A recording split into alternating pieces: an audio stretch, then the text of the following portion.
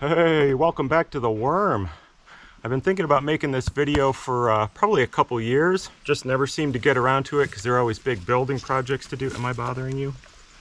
Sure, most of you know that just moved out here with a tent and a buddy and a chainsaw just to see how long it'd be fun to stay out here, and it's now been over 4 years. I spent almost all of my time just building stuff with a chainsaw mill and some battery powered tools because that's what I find the most fun. So I used to call this wilderness. I moved out to the wilderness. Now it doesn't feel like wilderness anymore.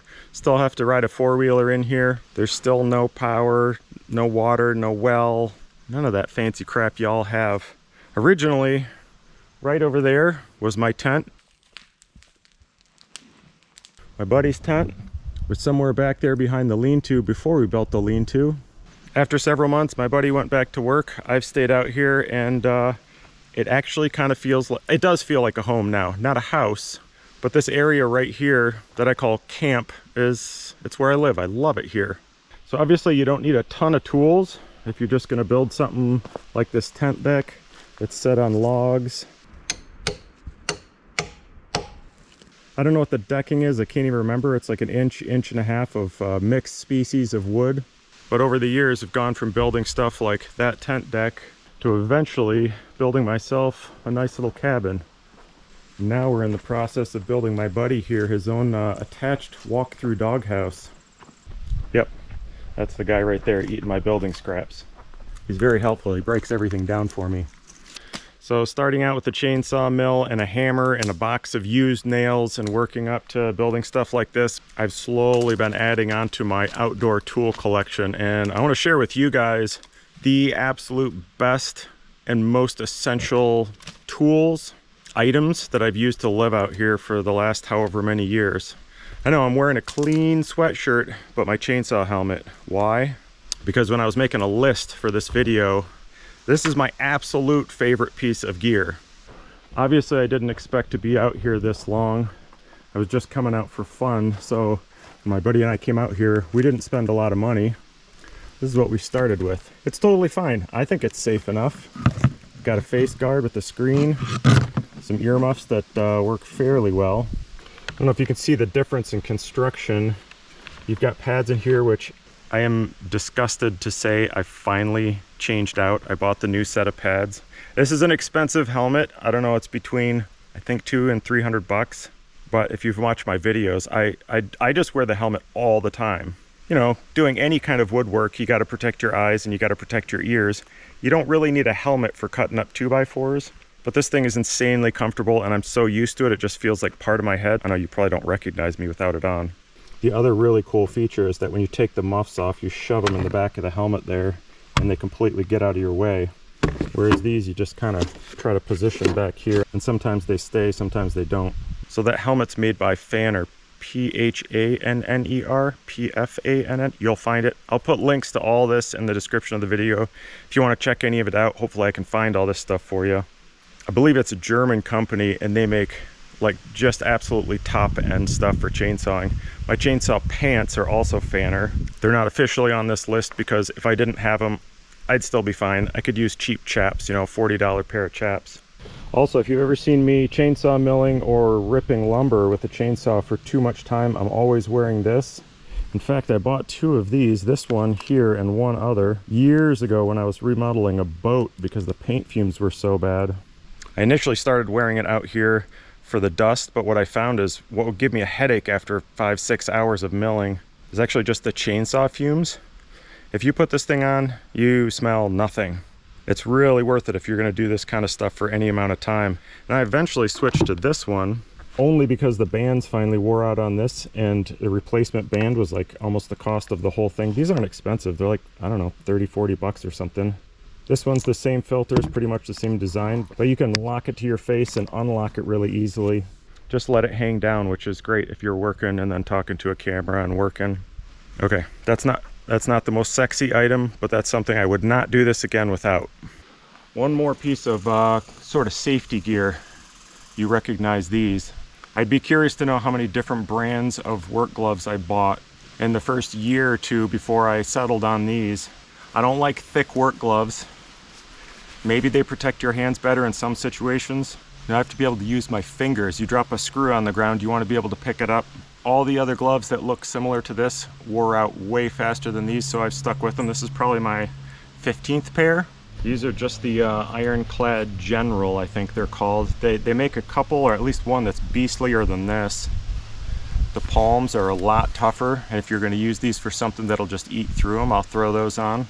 But the palms are kind of a hard, plasticky, rubbery stuff, and I find it harder to get a good grip on something, so anyway, they're not very expensive. They don't last forever, but I think they outlast the competition. Okay, here's the part you want to hear. I am not prepared to compare these still saws to Husqvarna or any other leading manufacturer. All I can say is that the 3 still saws I have, they run and they run and they run. When we first came out here, we used 2 absolute junk saws because, you know, we thought this was just a short fling out in the woods. And the saw we used for milling was an old Craftsman. It fell apart literally every day. Something fell off of it. So we upgraded to this, the 261. I think we were milling with a 2.5 horsepower saw, an old one. That's why we stepped up to this, which is 4 horsepower, yet only 50 cc's. So it's still smaller than you should use basically on any chainsaw mill. But I built almost everything out here with this saw. That is, I milled all the wood for everything that I built out here with this saw. This is the Granberg small log mill, the smallest one they make, with my added on boat winch. A year or 2 ago, when I finally decided to upgrade, I talked to Granberg about sending me another mill, a bigger mill to match a bigger saw, and they were, I think, kind of surprised that anybody would spend the time to build all this stuff out here with such a tiny saw and mill. I'm just here to tell you it can be done. If you're doing this at home in your backyard, you might get frustrated with a small chainsaw and a small mill. But I didn't know any difference. It was just fine. I built this, the lean-to, the ATV garage, the man cave workshop, the tent deck, the shower, and I think the majority of the cabin all with that saw and that mill.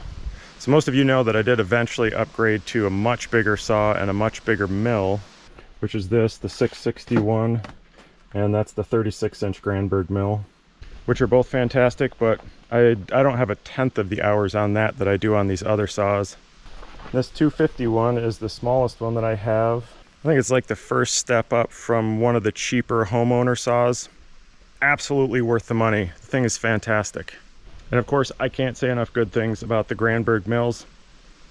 Take it with a grain of salt. I haven't used other mills, but they just work. Especially that small log mill was just so easy to use. There's only one adjustment on it.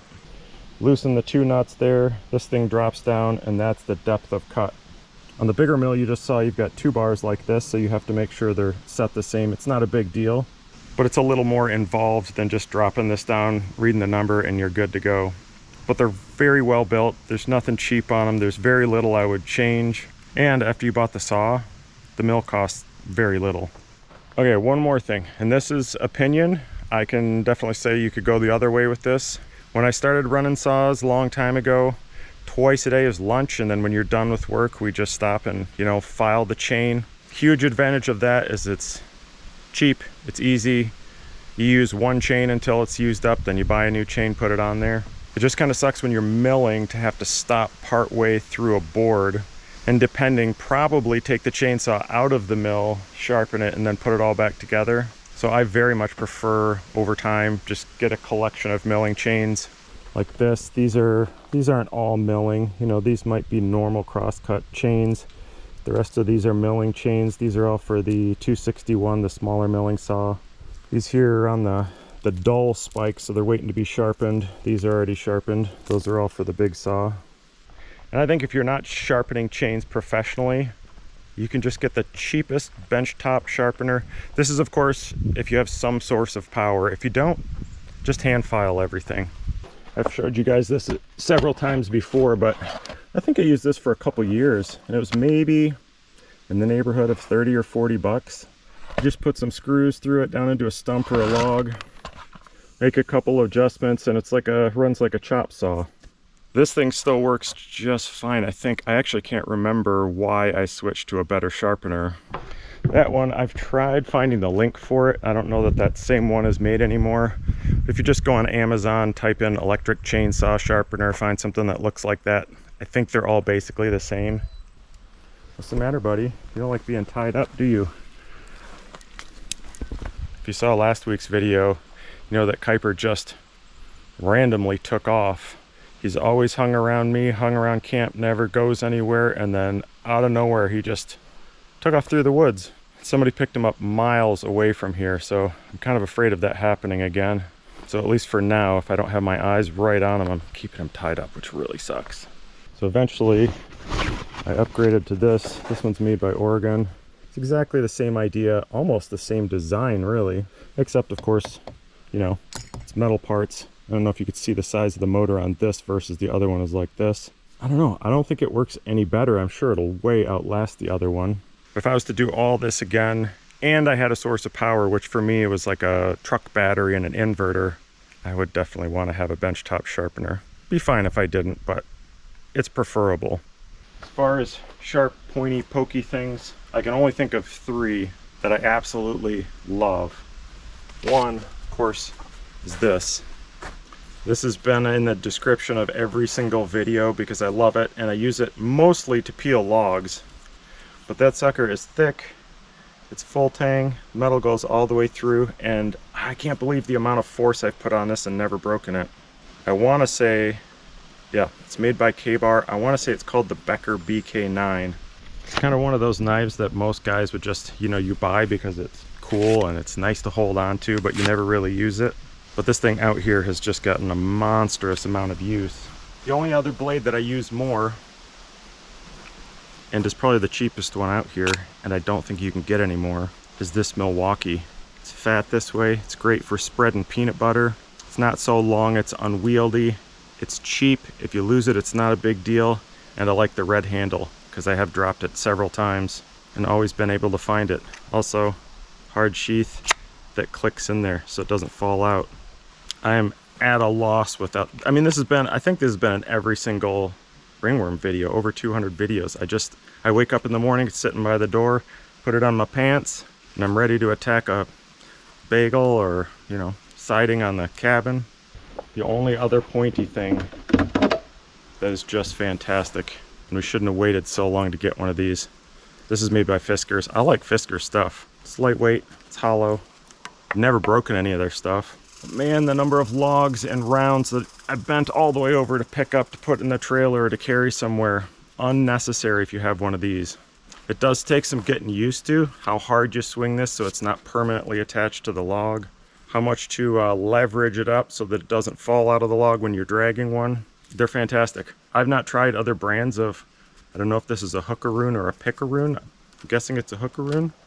I don't research this stuff, I just use it. If you're doing a lot of chainsawing and milling and building, I would absolutely get a hookaroon or pickaroon. If I started over out here and I again had very little money, I would still buy this day one.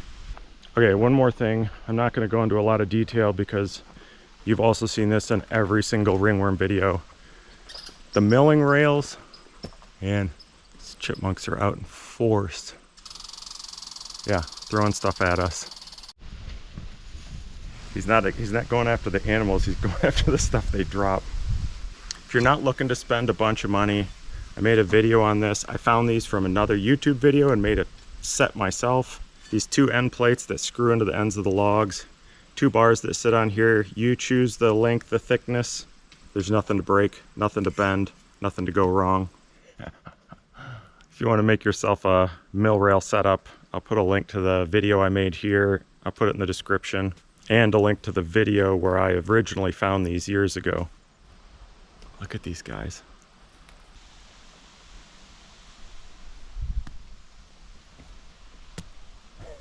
Kuiper, get him.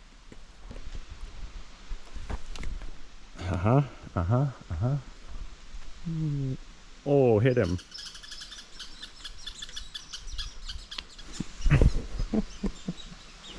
What are you seeing, buddy?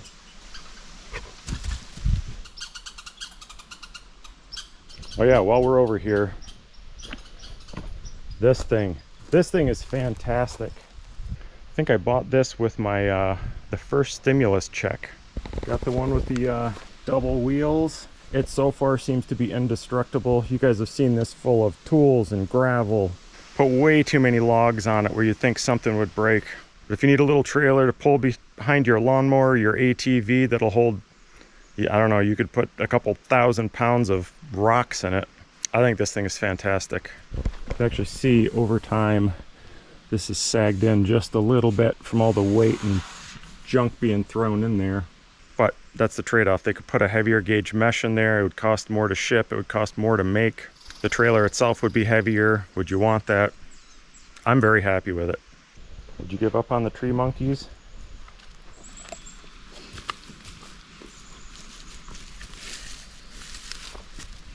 Okay, well, we're still on tools. I shouldn't need to say this to anybody, but I love Ryobi tools. I love the price. I love that there's so many different tools that you can run all off the same battery. I've been using their stuff for years and I'm yet to kill a single tool. I don't think I've killed a single tool. And I do use the crap out of them. Everything out here was built with them. A lot of the tools I had beforehand. One tool that surprises me got used so much in the last bunch of years is that little blower. It wouldn't be good to move leaves. You might be able to blow a few pine needles off your front stoop, but it's great for milling, to blow sawdust off. Now he's on a run. Whoa! Jeez, oh Pete. Good boy. If you crouch down, it's a little terrifying. Anyway, yeah, that blower is fantastic. It's also great for starting fires. I also like about Ryobi that they don't just sell like the standard tools that use their 18-volt batteries. You know, circular saw, planer. Oh, that planer is fantastic. I'm not telling you anything you don't already know. The number of hours I've put on that thing, I think that's like $100 or something. Grinders, sanders, jigsaws, drills, lights, spotlights, even a battery-powered caulk gun. But even all the lights I use that's not a headlamp attached to my dome, battery-powered, Ryobi.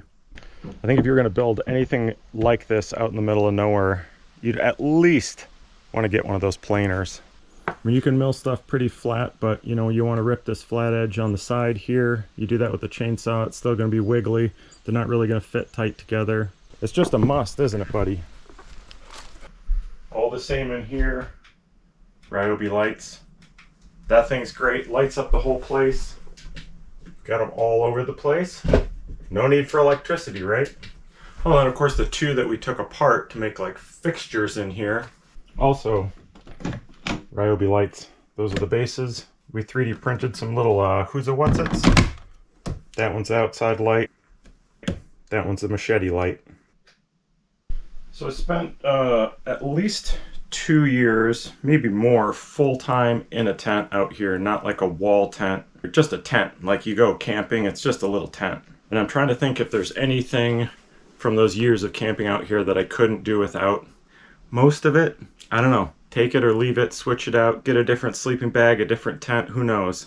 But one thing I absolutely love that Tito turned me on to is the Mondo King. It's a weird thing that if you ever go like long distance paddling, hiking, backpacking, anything, you definitely end up getting lighter and kind of like less comfortable gear just to save weight. Like I was on the Appalachian Trail when I was in my very early 20s and I just slept on a closed cell foam mattress. It was maybe a 1/2 inch thick and it sucked. Even at that age, I hurt every morning, but it wasn't worth an extra pound or 2 or 3 to carry something comfortable. Now, if you're winter camping, you can't get away with that because the R value of one of those cheapo foam mattresses is nil. So you get a Thermarest, which is an air mattress, but it actually has open cell foam inside. That's how they're able to somewhat self-inflate. If you just get a cheapo air mattress that's this thick and you try to sleep on the frozen ground in the winter, you will freeze because it's too much volume to heat with your body. So back in the day when I did a lot of winter camping, I had, I think at the time it was the thickest Thermarest, which was like this big. Man, did that feel like, oh, that was comfort. And then you get a little older and you're not trying to do so many miles every day. You just, you know, like out here, just staying in place. Tito got one of these Mondo Kings. This is Thermarest, which I believe is now the biggest one they sell, and it is sweet. Even when I leave this place, which I seldom do if I'm going somewhere for the night, I roll one of these suckers up, I take it with me, and then anywhere I go, it feels like I'm in my own bed. This is just an old sheet that I sewed to make a sock for this, so I didn't always get it so dirty. Let's see how thick that thing is. Yeah, like 4 inches. Super comfy and really warm if you're sleeping outside. I suppose it doesn't matter so much if you're sleeping in a cabin, but if you walk off into the woods, try to do this, you're probably going to end up in a tent for a little while. The other thing that's cool is Sarah has the same one. So when she comes to visit, you guys have seen this multiple times. We built this thing so it flips out double. You just put another Mondo on there. You've got a really nice double bed. Might even be a queen, I don't know. Speaking of sewing a sleeve for that, that was actually done with a really small, really cheap sewing machine. But I'm trying to imagine if you could do all this without some kind of industrial sewing machine. And you'd think, well, if you're gonna have a sewing machine, then you necessarily have to have power. That industrial machine that I've had forever. You all know I used to use that for a marine canvas business I used to have. But the thing is portable, it's plenty powerful, and you can actually, it's made for sailing. So if you're out in the middle of the ocean, you get a tear in a sail, it actually has a hand crank on it, so your buddy or your husband or wife or whatever could stand there and crank it and you can sew. But I use that thing all the time. I mean, what do we have in here? Well, here's an example. You want to make curtains for your cabin, you could just, you know, hang some, I don't know, deer hides or old blankets on the windows.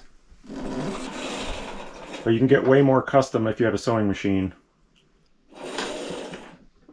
More than anything out here, I've used the machine to make covers for stuff. There's a cover for the solar panels. There's a cover for the four-wheeler I made really early on.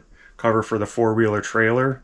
Oh yeah, there's a cover on the chainsaw chain sharpener out there. There's a cover on the generator. There's a cover on Kuiper's crate. You can make treat bags for your dogs that hang around your waist. I mean, even stuff like this. You can sew a strap on every single pair of your jeans for your knife.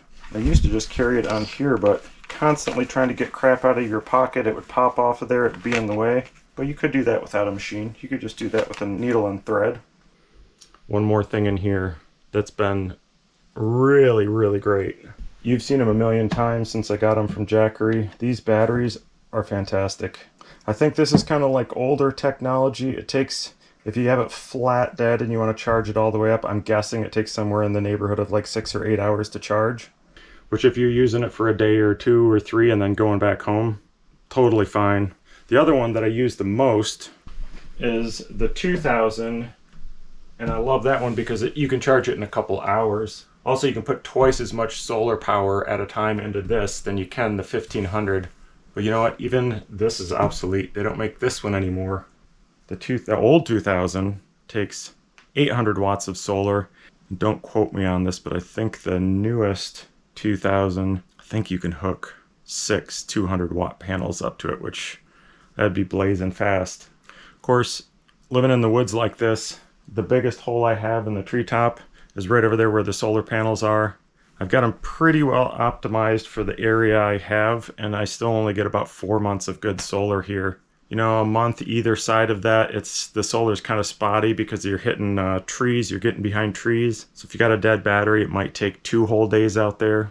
So the rest of the time I just have to charge it off a generator, which you could do, or you could just take them home and charge them. I got 2 more things, only pertain to people making videos. This tripod you're perched upon right now is SIRUI. Guess that's the brand. I bought this several years before ringworm started. I went to spend a month on the Pacific Crest Trail hiking out there, and crazy as it sounds, I carried a full-size DSLR camera, several lenses, and a whole bunch of other photography stuff, mostly to do nighttime photography out there.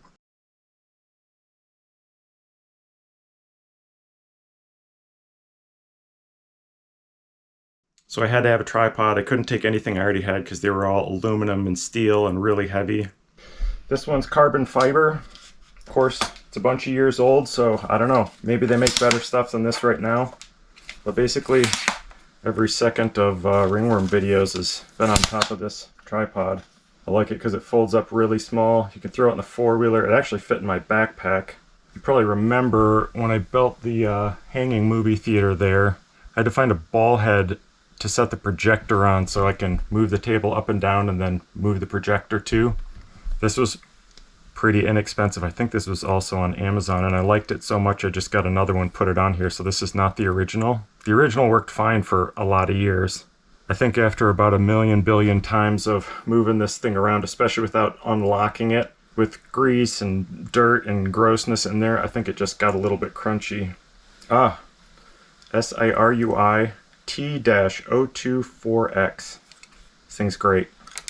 And listen, if you happen to be making YouTube videos or any kind of videos, I started out, of course, I didn't think I was going to be a YouTuber. I never thought I was going to stay out here and put out a video every week and try to support myself doing this. So I started out with, like, I don't know, cheap free editing software. I don't know if it was on my computer already or what it was, but I eventually read about a program called DaVinci Resolve. It's a video editing program, and it's unbelievably good. You can do the basic editing, you can do sound effects, you can do a whole panel for sound editing, color editing, you name it. It's not like an editing program you get on your iPhone or something. Like, this takes some learning, but it's astounding how good the program is. And that if you're just doing this, you're doing it by yourself, not for a big company or anything, it's free. I'm not paid to say any of this, but if you need editing software and you want to get into doing this, I would highly recommend it. I still today can't believe that you can get that program for free. That's about the end of my list. Hopefully, if you use any of these things on my recommendation, I really hope they work out for you. Of course, you can always get a product that doesn't work, doesn't fit your needs, a wheel falls off, a thing catches fire. But I believe everything we've talked about so far is stuff that I've used over and over and over and over, and this stuff just works. I did write down a few honorable mentions. It's not stuff that I could recommend as much as a Stihl chainsaw or a Sailrite sewing machine. But here's the first one. Aleve plus Tylenol. You mix those two together. Be safe. I know, I am a doctor. No, I'm not sure if I'm a doctor. Probably not. But that gets rid of aches and pains like no one's business. It might even, if you take it for 2 days, it might even set a broken leg. Oh, I've talked about this a bunch of times. Here's something you don't have to do any of this. It's just awesome, and it's cheap. I've been talking about this thing since I first found it. I think it was on, now you're gonna think I buy everything on Amazon. Before I had the cabin finished and could get real microscopes, which I've always wanted, found this mini microscope. If you don't have one of these by now, you're nuts. I wanna say they're in the neighborhood of $25 or something. Wi-Fi's to your phone, uses your phone as the screen. Takes a little getting used to, but the pictures you can take with something this small is unreal. Actually, you know what? I've got a moth here that I wanted to look at a long time ago. Let's look at it real quick. Let me just show you what this thing can do. I think this is charged. Let's see. Hold the power button down till it goes on. Go to your Wi-Fi settings, click Max C. I'm feeling a little guilty right now because anybody that's watched any of my videos already knows all this stuff, but I can't help myself. Like, this for the money is so cool. Where's our picture? Oh, there's our picture. You can adjust the brightness on here. I always pretty much leave it full tilt. You can adjust what they call the zoom, but I think of it more as like where this thing will focus. Let's zoom it out. You just have to pick a zoom level and then leave it on the stand and move the whole stand until it's in focus. There you go. That's what the table looks like zoomed in. Looks like it needs to be cleaned or epoxied. Let's put our bug right underneath there. It's actually easier for me to do it this way with my other hand. I'm just going to take a couple random pictures for you. Oh, one thing you got to remember. Make sure the resolution's turned all the way up. You want to see his creepy little face? Let's give it a zoom. Goes out of focus. That just means you got to put the thing closer to him. Yeah, that's a horrific creature right there. He's been sitting out for quite a while though.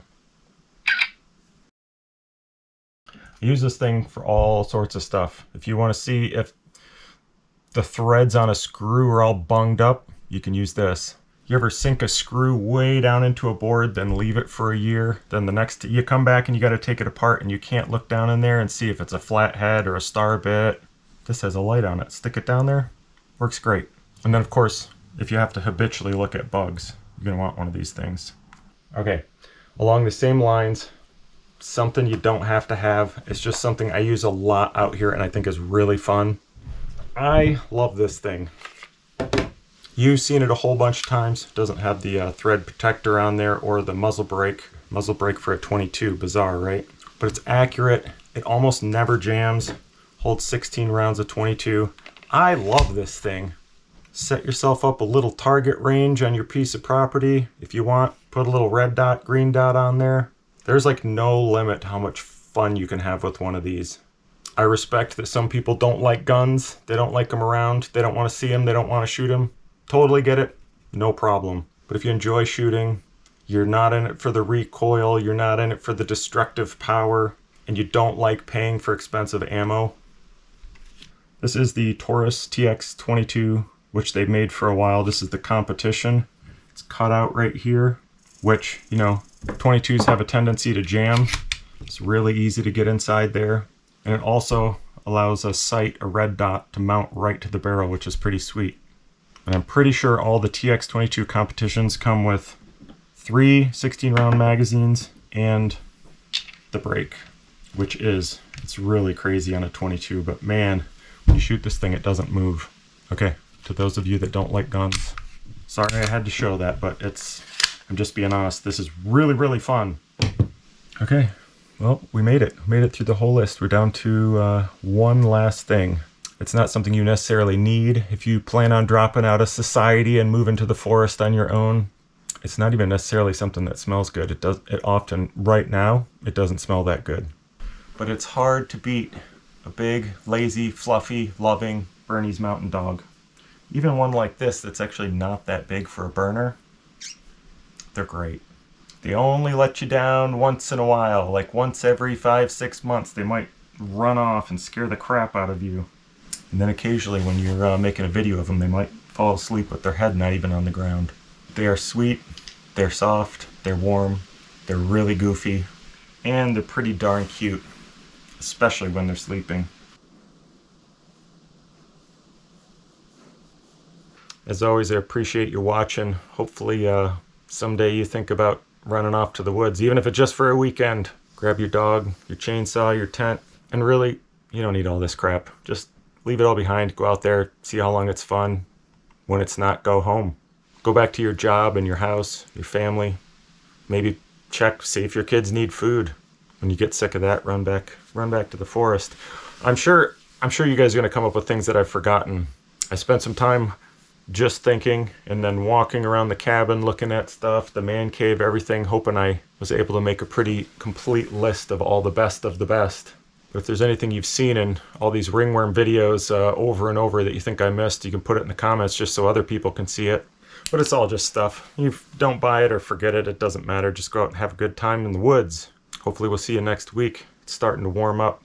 I'm not enjoying it. I mean, my hands and feet are frozen right now, but we got about a day before it gets hot again. And then I'm ripping this I'm gonna rip this whole cabin apart. Any flat surfaces with cracks or holes, we're gonna do a ton of epoxying. We're gonna make this sucker flat as a pool table, dead man's EKG, I don't know, something like that. See you next week.